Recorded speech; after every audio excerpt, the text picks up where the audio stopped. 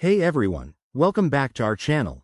If you're someone who uses Google Slides for presentations, meetings, or even online sharing, you know how handy it can be to have everything run smoothly without manual intervention. Today, in this 2025 update, we're tackling how to make your Google Slides play automatically. This feature is a game changer for creating self-running slideshows, perfect for webinars, kiosks, or hands-free demos.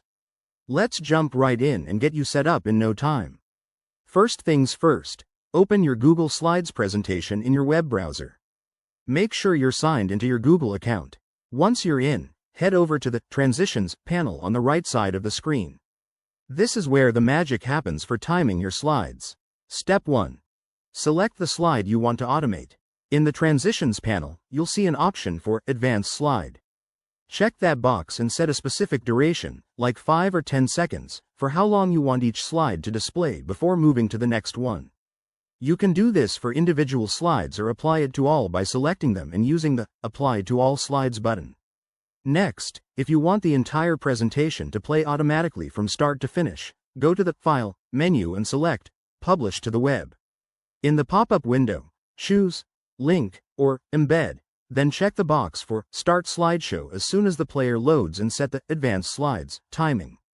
This will generate a shareable link or embed code for your auto-playing slideshow.